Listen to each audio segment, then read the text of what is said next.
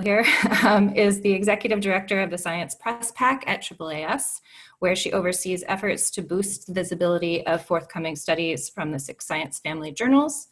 Jessica Polka, if you want to wave, is the executive director of ASAP Bio, a researcher-driven nonprofit organization working to promote innovation and transparency in life sciences publishing in areas like preprints. Jessica is also a Plan S ambassador. As Tinsley mentioned, Tom Ulrich, my co-organizer, Tom's down there, is the Associate Director for Science Communications at the Broad Institute, where he works to highlight the efforts of researchers at the Broad and its partner institutions. And finally, Wudan Yan is an independent journalist, photographer, and freelancer. She co-hosts the Writers Co-op, a business podcast for freelancers. So before we start with the presentations, we want to take the temperature of the room. We have a couple of short poll questions for you guys. The first of these is just to see who we have with us today. So Tinsley, if you want to launch that poll, which of these categories, career areas, do you most identify with? And you can click on that and then we will end polling.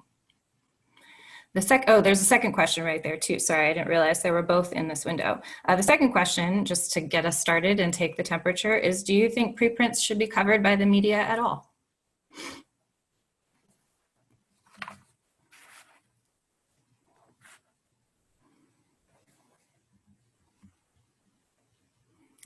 All right, it looks like we have 49% PIOs and a good mix of other people.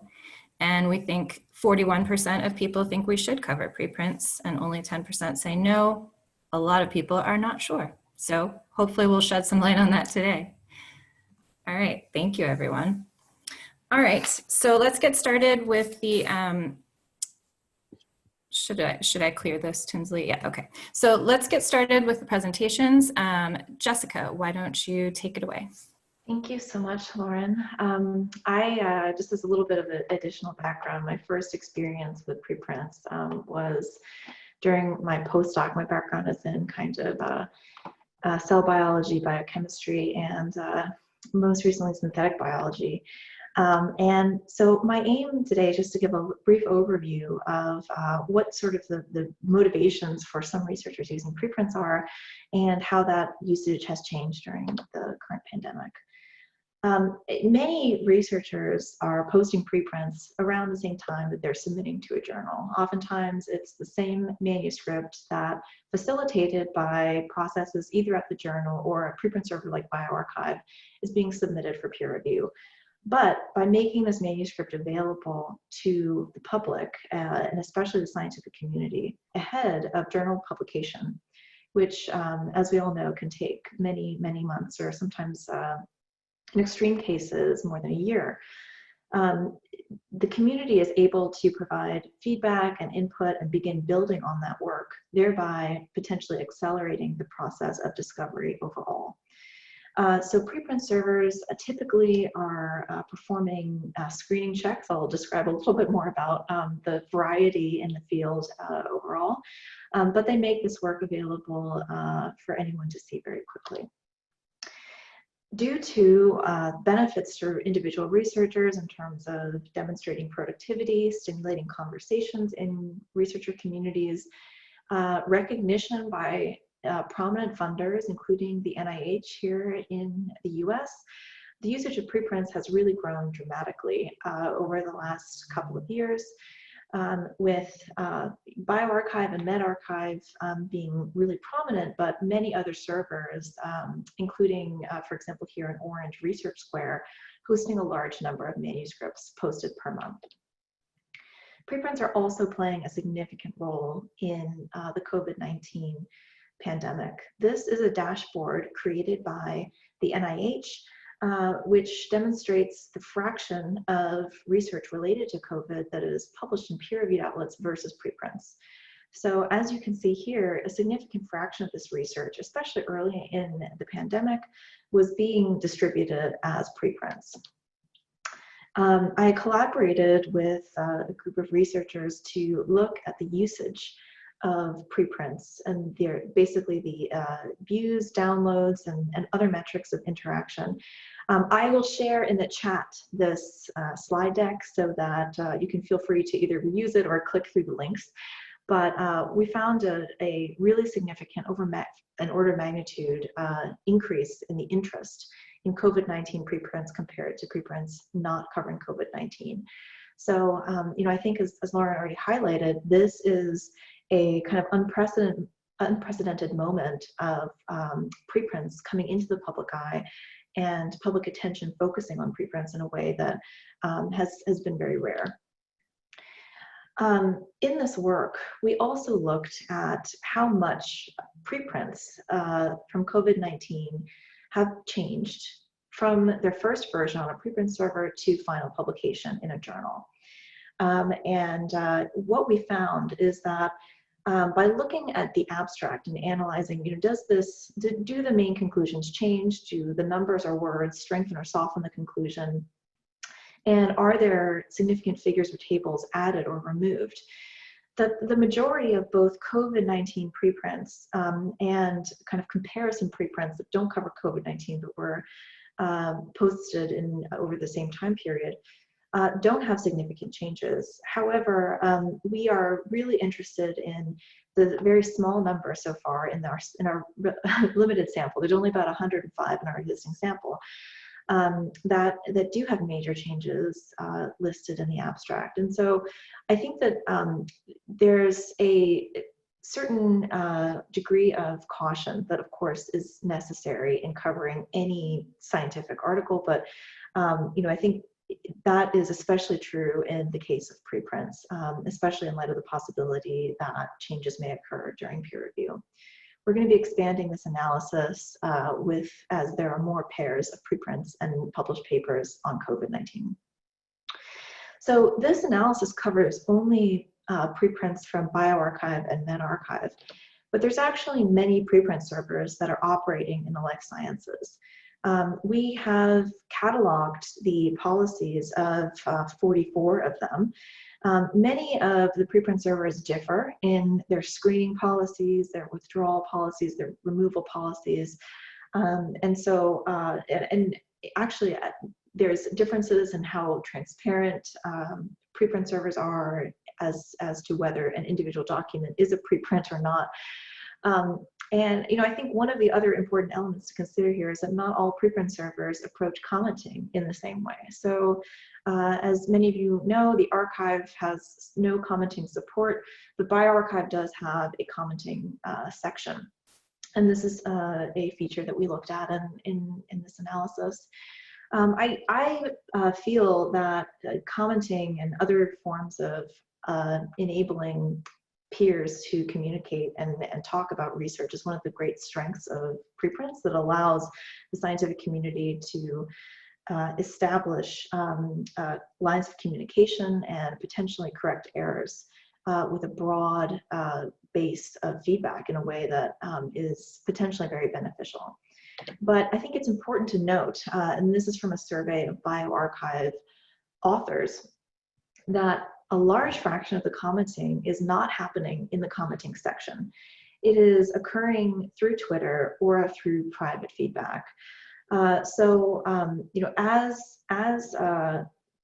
any individual who perhaps is not intimately familiar with research that is being described in a preprint, I think it's useful to look for expert commentary from peers in the field to either identify someone that you might talk with, and there are certain avenues for doing that go outside of the commenting section as well. And one thing that I'd love to learn from those of you on this webinar is how you identify those experts to bring into your reporting. So I will stop here. I'm very much looking forward to the other presentations and the conversation today. Thank you.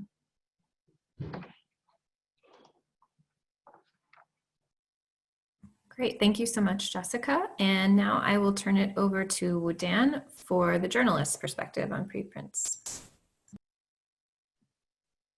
Hey everyone. So I'm going to speak a little bit about how I think about preprints. I can't speak for a lot of other reporters. So for context, I am a freelance independent journalist. I don't have a staff job.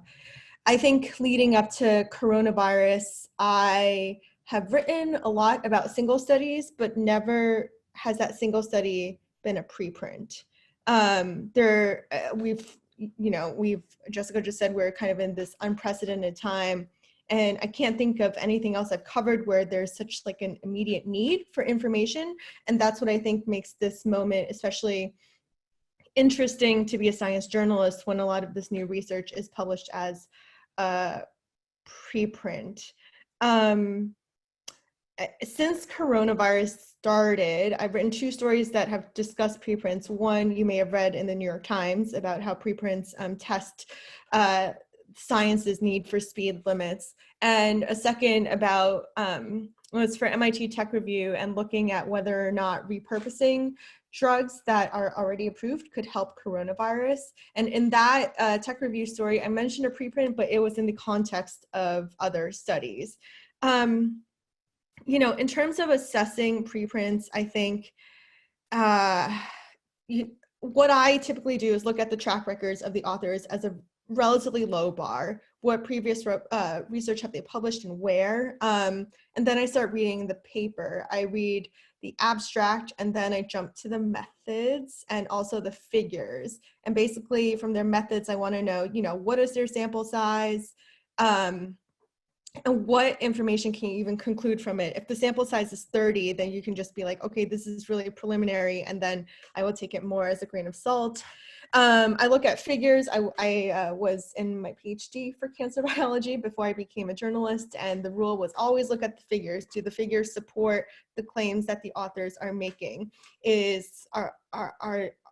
Are the figures actually showing correlation instead of causation? Like, what is going on? I think it's really important to exercise, some degree of scrutiny there, especially as science communicators. We should think about how we're reading the paper.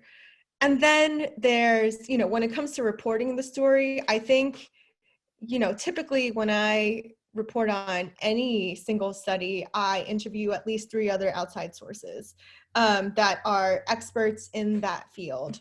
I think for preprints, it would be safe to say for coronavirus preprints or any other preprint, probably I want to double that to 5 or 6 just to be safe. I don't have to quote all 5 or 6, but that should give me a more representative scope, if you will. So I will say, as the challenge of being a freelance writer and not writing about preprints is that I would probably have to do all these 6 interviews before I pitch a story. That's not a part of my business model. And I understand that staff reporters might have a little more support in figuring out what should we cover, what shouldn't we cover. I think it's a really extensive conversation to have with an editor as well. I'm looking at these list of questions, Lauren, that you gave me on what to cover next. Okay, so let me just read this question because I think it'll set me up. You asked, how do journalists find out whether a preprint they reported on contains errors after the fact? If it contains errors, how do they deal with that? And what advice do I have for new science reporters covering preprints? I actually am in the camp of not covering individual preprints. The reason why preprints are not written in plain language for journalists to understand, because these servers are places where scientists have conversations and dialogues and find ideas that they can go, verify or not in their own laboratories. That's what that platform really is. If it was for people, communicators or the lay audience to read, I think it would be written differently. That is not the case, and that's kind of where journalists step in. I am always super cautious. I still don't know if I would ever pitch a story on just a single preprint. I think, again, generally have a long conversation with your editor. With regards to errors, I you know, it's two things. Like, if it's in the communication of the science that was done, I would just take it as a lesson and do better next time. If it's the science itself that turns out to be wrong, then I think the publisher should put an update on the story and explain why. I think Ivan Oransky of Retraction Watch, who I interviewed for my New York Times piece, says this a lot. He says that science is a conversation and it's always changing. And so it's kind of natural that a story based on a preprint might be in the process of being updated. Great, thank you, Udan. Was that all you wanted to say? Yeah, I mean, more might come up in the Q&A. Yeah, we can ask more questions later. And I think that's a good point. I mean, I've heard a lot of different perspectives, and some people say we should absolutely cover preprints because you're covering stories that not everybody is covering at the same time because of the embargo system. It gives you a competitive edge.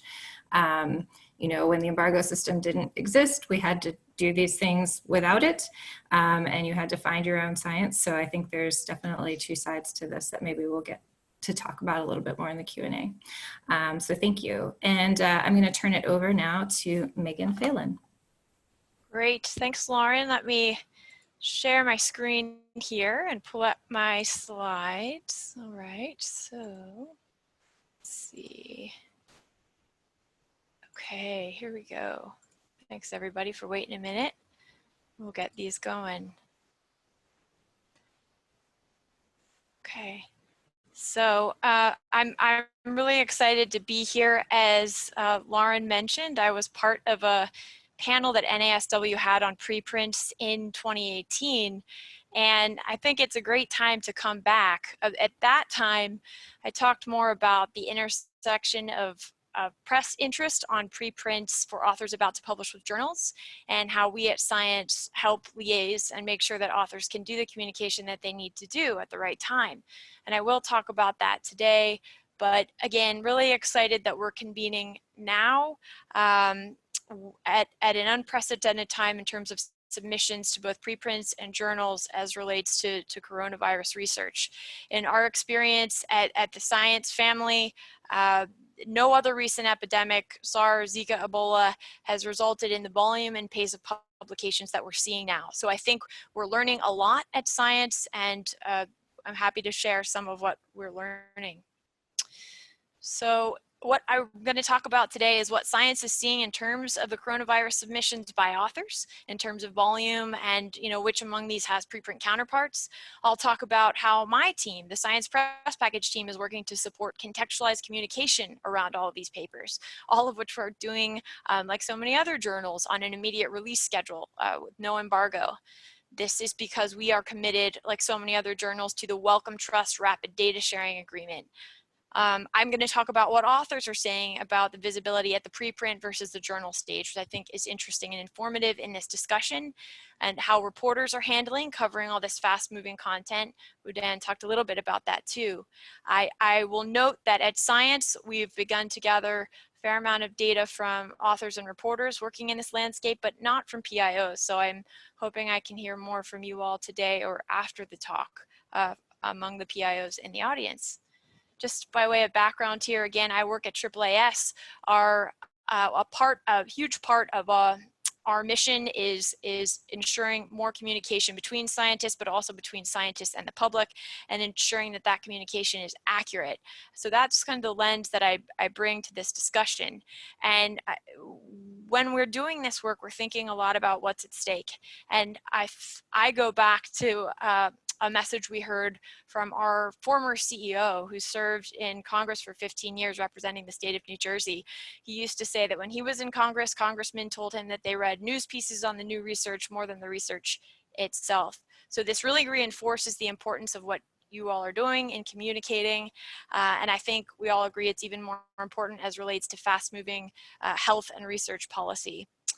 So this is, again, interesting time. I was talking to the editors at the journal in April, and we all agree that, this is the first this is the first global health situation where bioRxiv and medRxiv are being used at such a scale. Again, even more so than Zika, Ebola, which were more geographically confined. So we're seeing a lot of news about what this means. Here are a couple of headlines from stories I've seen in the past couple of weeks. Megan, I want to interrupt you. I am still only seeing your first slide, so I don't know if something happened in terms of your presentation mode. Oh, that's disappointing. I'm sorry. Okay, let me see if I can get that fixed quickly here. You could also just run it in this mode. We can still see the slides this way too. Can you see them? Yep. Okay. Mhm. Okay, great. You're now on the headline slide, so that works. Okay, great.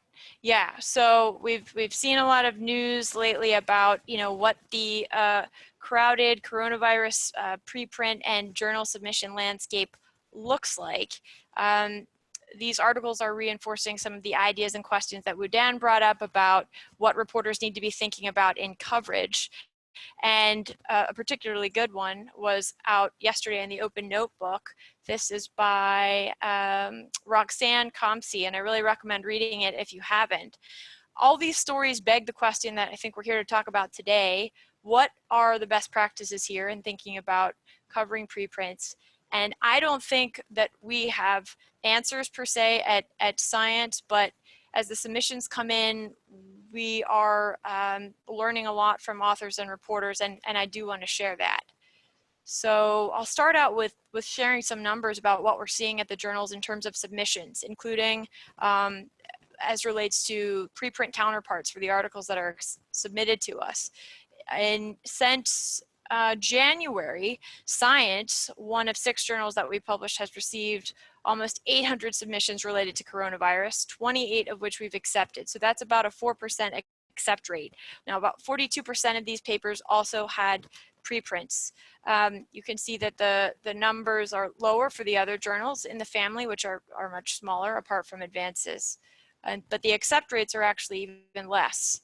So, a lot of people have been reaching out to us asking, how are the editors holding up in this landscape with all of these papers? What are they doing? And they're really only making one change, and that's reviewing much faster. So they're just working longer hours. I guess they're having a lot of takeout delivered to their houses or something. But they are doing the same expert editor guided peer review, including for statistical rigor, and the edits that they're doing to the papers that they're seeing on COVID are maybe removing claims that go too far, firming up conclusions by asking for more data, improving reproducibility by asking for more methods. These are some of the major changes that they're making regularly to the papers that we are seeing. And still, as we publish these papers, we're focusing on communicating the context, how they advance the field, which is really tough to keep up with now, and also the limitations. We want to do that to help reporters represent that accurately as well. The communication effort is where my team comes in. So it's been an interesting couple months as we work to highlight all the other research and all the other disciplines that we are publishing, but also the coronavirus research as well. We are treating that with the same care that we typically give to other papers, issuing lay summaries to press under embargo. We want to make sure that these summaries communicate how these papers advance the field, what their limitations are, some of the things that Jessica talked about. We are holding teleconferences for these papers to give reporters a chance to talk to the authors right away, to make their inferences clearer. And since these are not embargoed, we're having to do these on the same day. We're holding Facebook Lives as well, highlighting research on social media. We're sharing some of this research with policymakers too, including for the way that we contextualize it so they can see the effort that journals are making there at this time. In the next slide, I want to show you one of the outcomes for one of the papers that we published in April. If you see the numbers, the altmetric numbers on this and think, wow, gosh, they're big, it's because they really were. We published a study in April that suggested social distancing might need to happen for a longer duration than any of us might hope in the absence of therapeutics. We thought that that message was particularly nuanced, and we held a teleconference on it. The altmetric score within 24 hours was higher than the top performing altmetric score for all of 2019. We have access to the authors who are publishing with us, some of whom have preprint counterparts. That was the case here. We want to know what value we're providing and uniquely as a journal. So we're taking this moment to ask them that. And in this case, the authors said that they did have an associated preprint, but by publishing with us, there was massive expansion in terms of visibility. What was really notable is they said that the publication entered the work into mainstream policy conversation right away in a way that felt actionable and exciting and was what they hoped. We've gotten similar feedback from other authors who we ask about publishing with us, and the way that doing so is attracting collaborators and interest from funders and pickup from policy people. So we're looking at this both when they have a preprint and when they don't. You know, that on the other side of the coin, you have reporters who are working at a rapid rate to consider all of this information. They're covering it almost in the way that you would cover preprints, in the sense that it's not embargoed. We want to know how, you know, how reporters feel about embargoes. We've been thinking about this for a couple years. Here I have some results from a survey that we started in 2019, where we ask reporters who newly register with the Science Press Package, how do you value embargoes? We've got about a 90% moderately to very much value them. And for the percentage that don't, it's typically because they're not working on a weekly schedule.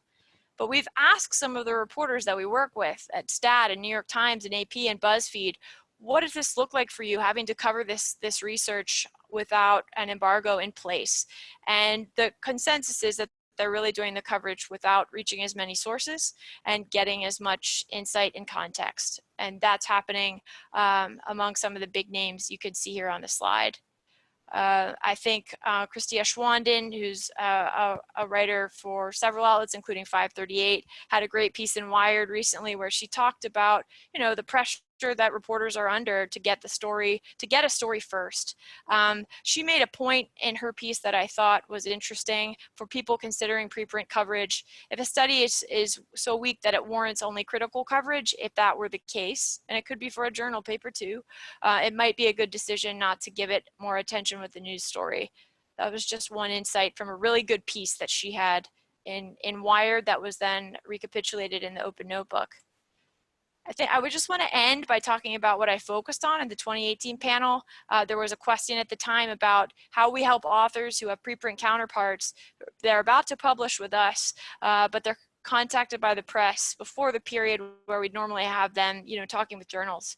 We encourage those authors to engage with the media, to convey my papers under peer review. I'd love to take your questions now. Please go ahead and send them now. I'm going to answer them in depth. I will send back the responses at the time of the peer reviewed version when it rolls out the Sunday before publication. So that's a happy workflow we've had going for a couple of years, and it seems to be working really well. So thanks for listening, and I am sorry that my slides didn't show up in the right way. I'll now cease to share my screen. No problem at all, Megan. I think I've told people in this time of Zoom to stop apologizing for things.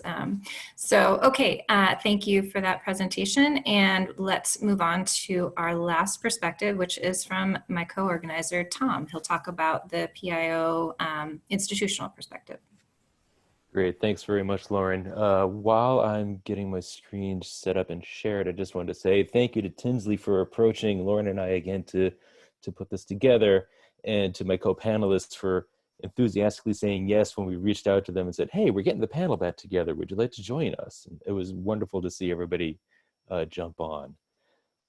Find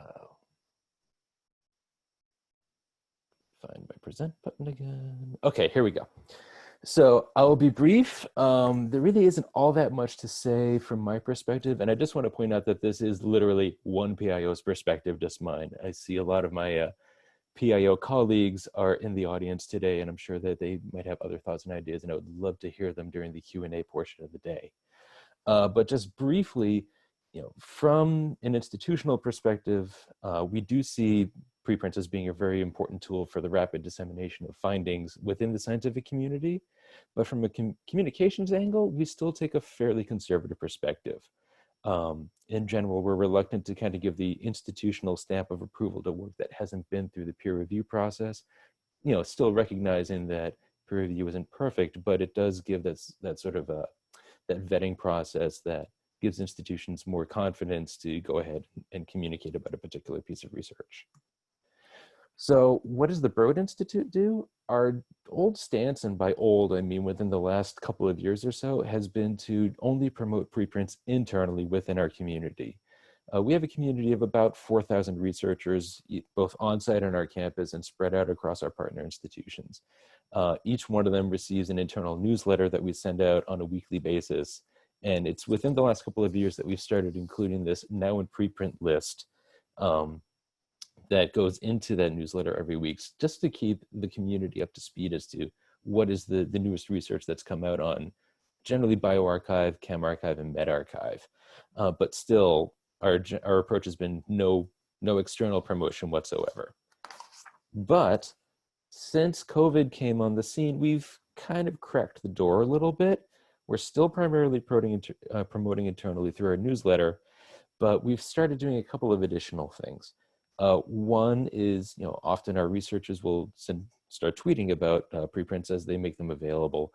And if one of them comes to us and says, hey, I just put a bioRxiv preprint up, I've tweeted about it, would you consider retweeting it? We'll do that. Our social media team will not tweet, sort of start up a tweet thread about a preprint, but we will help researchers if they're trying to get the word out on their own. We also created a dedicated page in our website where we started compiling stories and resources and data sets and whatnot that are being produced within the Broad community. And we have started posting summaries of preprints related to COVID-19 on that page. But still beyond that, we're not pushing any of that information out to reporters or otherwise promoting it externally. And why have we made that change? In part, it's because we recognize the science is evolving very quickly in time of coronavirus, and that scientists are feeling a great urgency to get their results noticed as soon as possible and to share their data and share their findings with their colleagues in the scientific community. We're still trying to balance out concerns about the stamp of approval question with a desire to help accelerate progress. But we're doing it in a kind of a wary fashion. Still not promoting, externally in any sort of proactive way, but trying a little bit to help scientists reach their goals of getting their findings noticed quickly by their colleagues. That's really all I have to say. Like I said, I'd love to hear other PIO's perspectives during the Q&A. Thank you.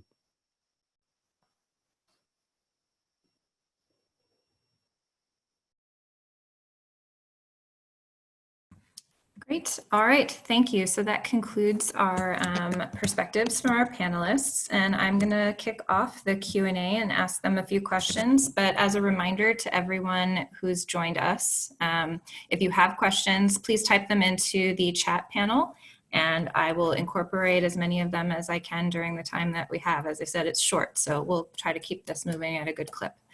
And everybody, this is the middle of the day, so we all have lots of other things to do. The news never sleeps. So, all right, I'm going to ask one kind of overall question for the whole panel, just to kind of get us kicked off. And I'll, just so that there's no confusion, I'll call on each of you to give your answer. And if you don't have anything to say about that particular question, you can always just say pass. So I think one question I wanted to ask was, are preprints hurting or helping us during this time, this COVID-19 pandemic? And so I wanted to toss it over to Jessica first, if you have thoughts. Absolutely, thank you. I definitely think that preprints are helping in terms of accelerating scientific communication and providing avenues for scientists to talk to one another earlier in the process of publication so that they can potentially correct or amend any issues. I think that one of the most kind of powerful examples, it was a screenshot of this preprint that appeared on Roxanne's piece, I think in the Open Notebook, of a preprint that covered the uncanny similarity of coronavirus to HIV. On one hand, I think it is potentially dangerous fuel for conspiracy theories, but at the same time, I think it is the kind of positive side of this is that there were dozens of comments from researchers, and this preprint was withdrawn by the authors, I think within 48 hours over a weekend. And so that is I think there's a really great ability for preprints to enable rapid communication. And I think it is possible to imagine that if hypothetically something like that, I don't think that there's many journals that would publish something like that, but given that what peer review is and the standards in a journal can vary so much, I think that it would be hard to imagine that kind of responsiveness, the authors being able to withdraw very quickly in other forms of communication. So I think that there's great potential there. As there's a lot of misinformation and even disinformation in the coronavirus pandemic, I think that it's really important that transparency about the nature of preprints, and not only the nature of preprints, but also the peer review process. And as Tom mentioned, peer review is not a completely foolproof process either, but I would love to see even more transparency, not only from preprint servers, but also journals, about what checks and to kind of demonstrate the value that they are adding to papers that they publish. So I mean, I think that there's a lot of benefits there, but also room for improvement. Yeah, I like that. I mean, I think in the data that you showed earlier about how many preprints go through almost unchanged to being published, I mean, it's still a pretty significant number. And the question is, for those seriously flawed ones, how do we communicators figure that out? I think that might be a little bit easier for the science community than it is for the broader media. But anyway, we could talk about that. Yeah, I just want to acknowledge also there's selection bias too. There's survivorship bias in the ones in our sample as well. Yeah. Okay, Megan, did you have thoughts about that question about are they hurting or helping us? Definitely helping in the ways that Jessica described. We've talked to authors and they speak directly to the way that they're using the preprint process to reduce errors in the paper so that when they come to journal peer review, they can move even faster. And that is absolutely true.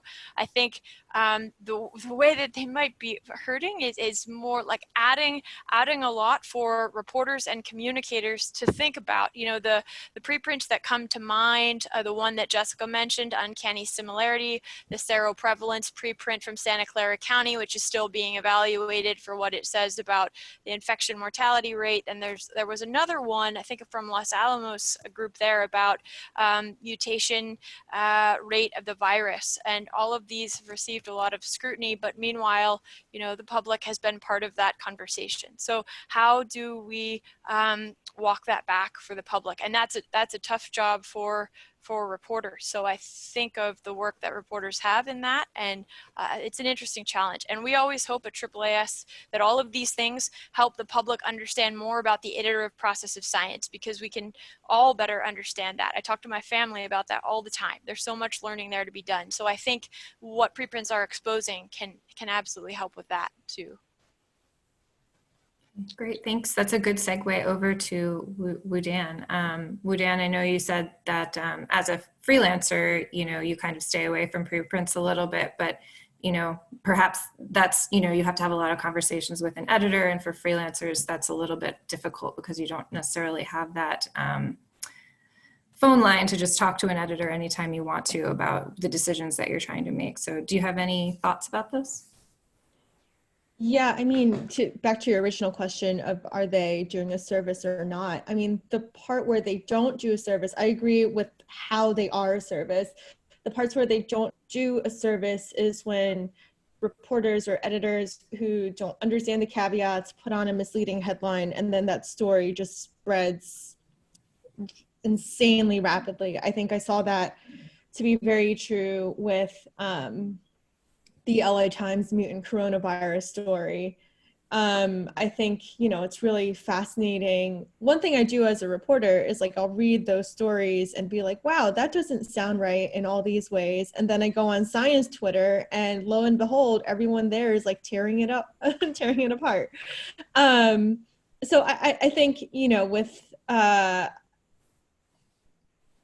I think with my science background, I am able to sort of look at how a paper is presented and go to the original manuscript and see if the things line up. But yeah, I think generally, yes, good, but reporters, editors, publishers have such a significant responsibility in how that, I mean, it's a game of telephone, right? Like we all occupy different roles in that message communication stream, whether from scientist to PIO to science press officer to a reporter to an editor to a publisher. Like if there is one node of that pipeline where misinformation is conveyed, like I think the impacts and the panic that you see,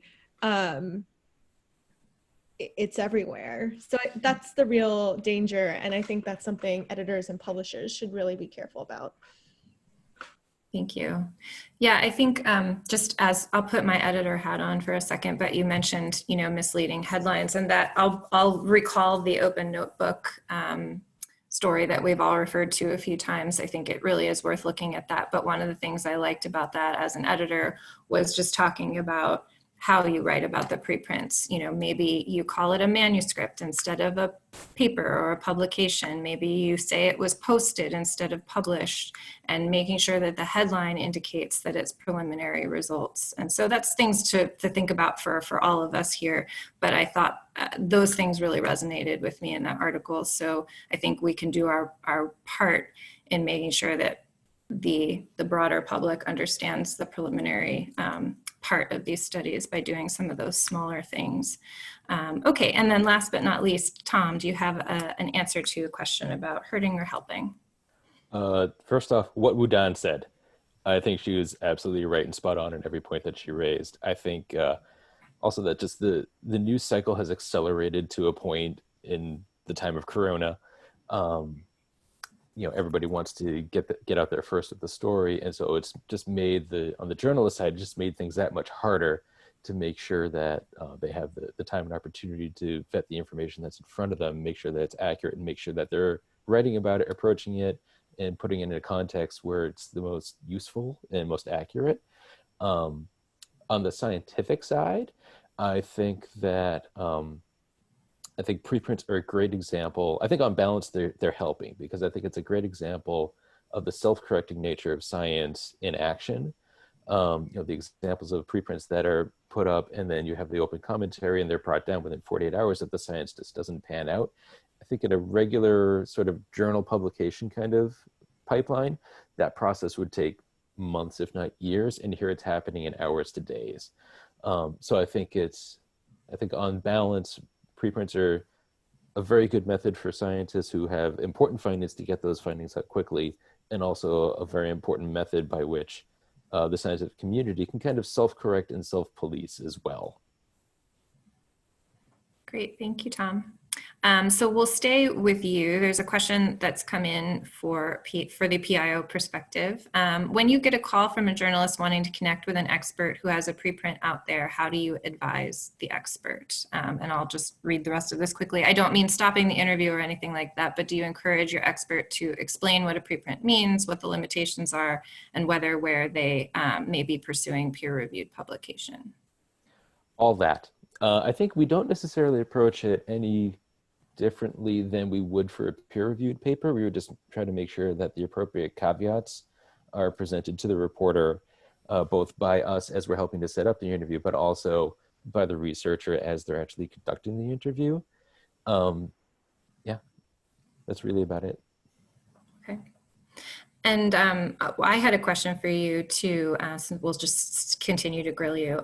How have you been making the decision about which preprints that are coming from the Broad and other institutions, which ones to promote and which ones to kind of hold off on?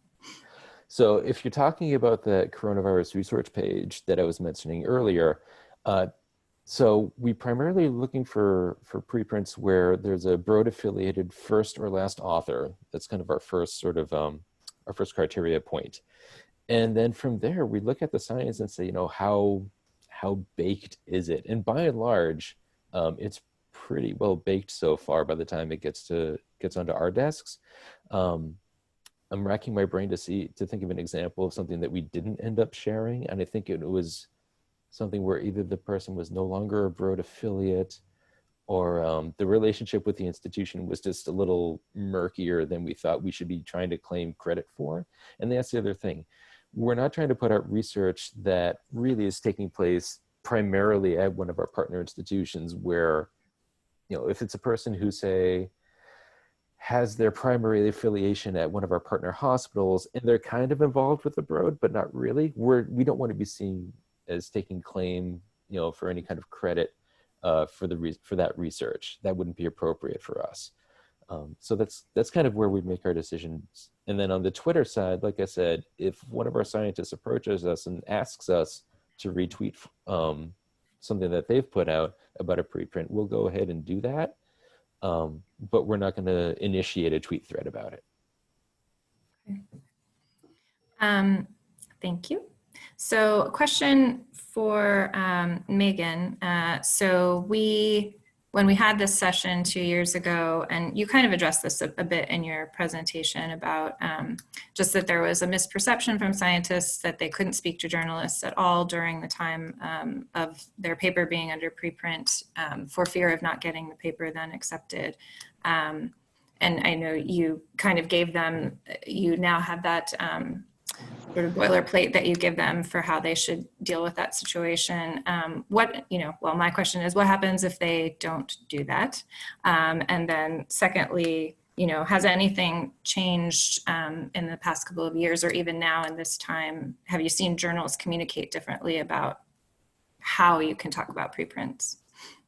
Yeah, great question. So first of all, with respect to coronavirus, all of this research that we are publishing at Science, along with so many other journals, is immediate release. There's no embargo. So researchers with a preprint counterpart may talk about the research at whatever point they would like.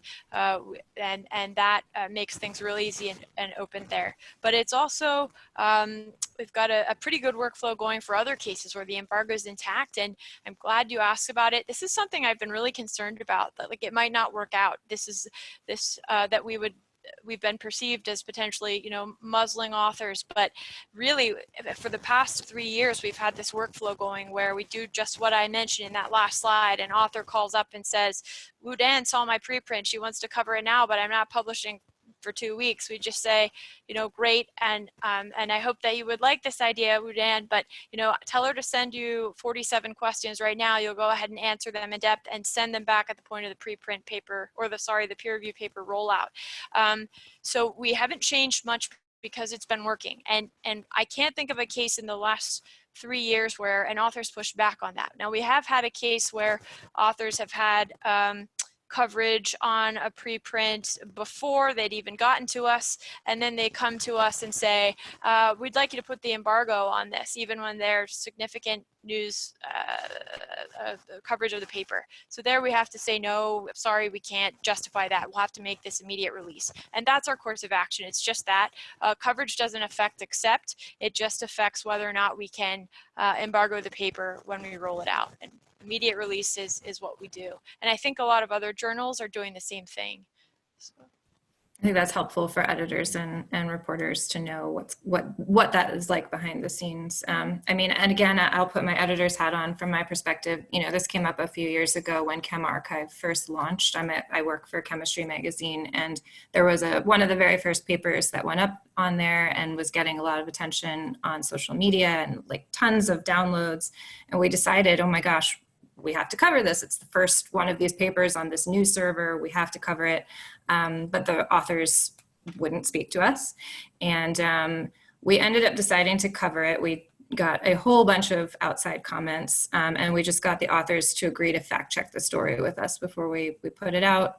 We later interviewed them for a podcast when they were able to talk about it again, but that's how, just for anyone else's perspective, editors and writers have to make these decisions sometimes to just go forward if it's really something that's being conversed about in the community.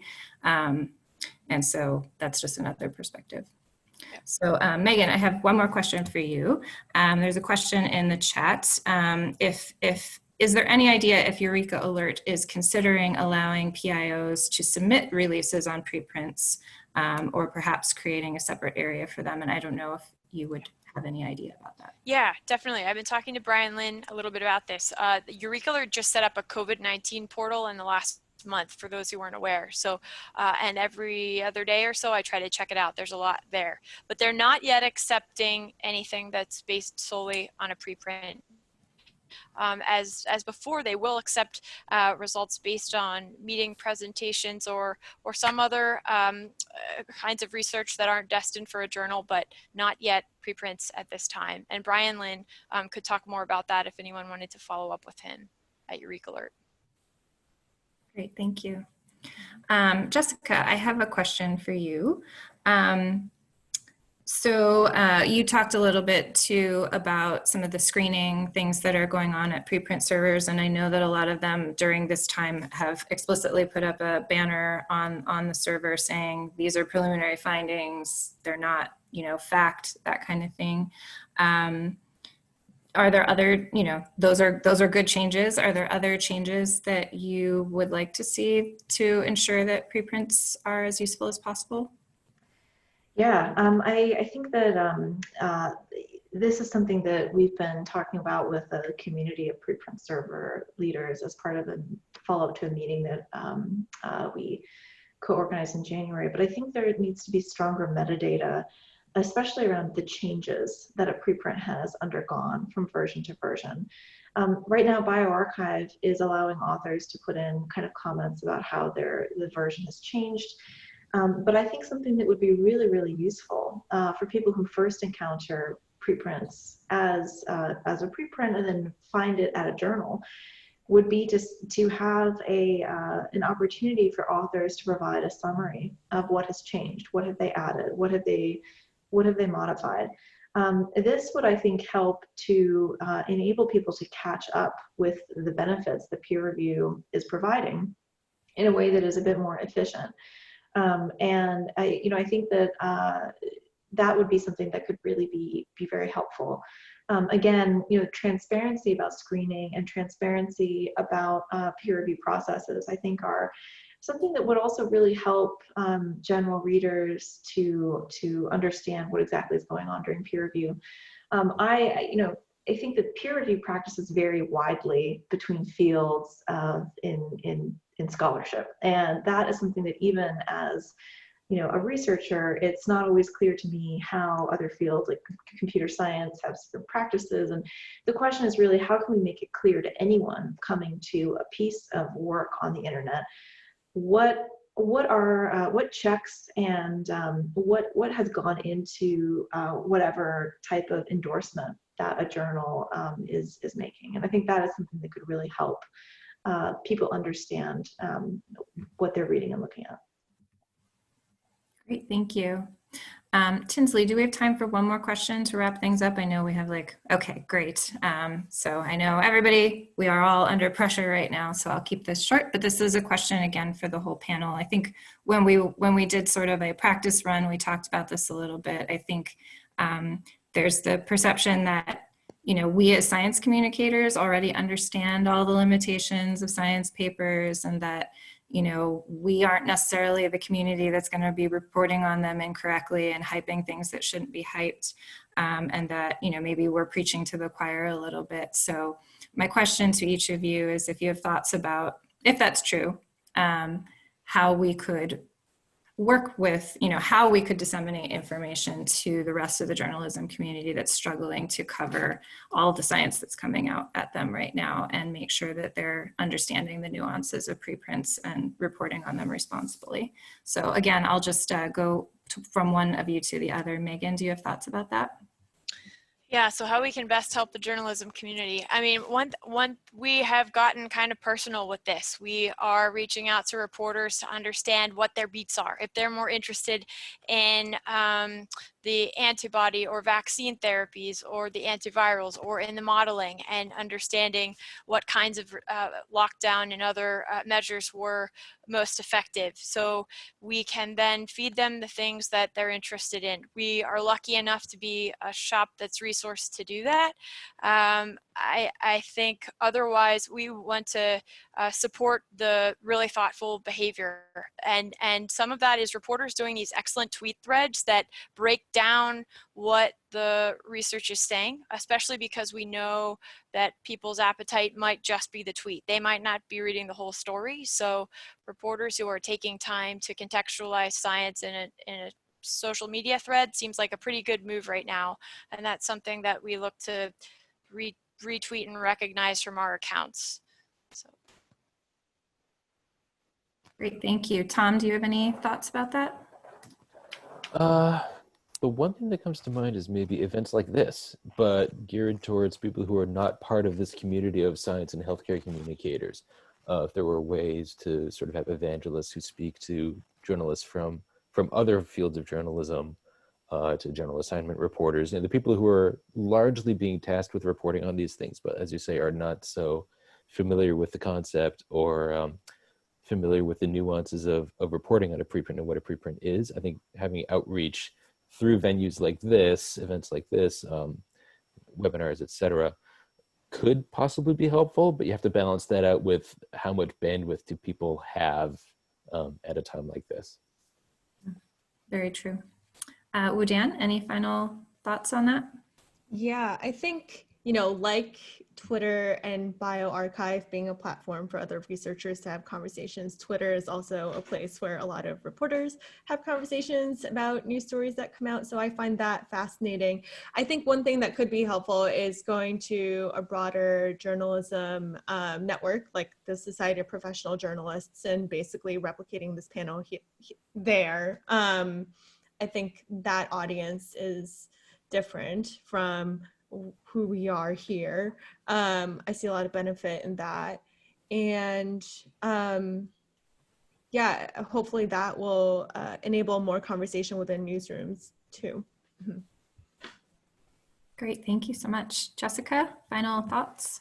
Oh yeah, I mean, I just think that it would be really great to bring together conversations with basically people who are running preprint servers and journalists and researchers to have conversations about clear labeling of preprints. Another thing that I think would be really valuable for researchers is to recognize the value of public commenting, and perhaps by encouraging more of that, we may be bringing not only the value that authors receive in getting feedback, but contextualizing preprints for others who are reading them. But other than that, I really appreciate this conversation today, and I'm really glad that it's something that you've organized. Thank you.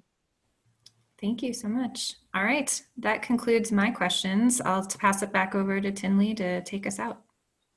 I want to offer a big thank you to all of you. Oh my gosh, I love that I get to sit back and learn during these as well.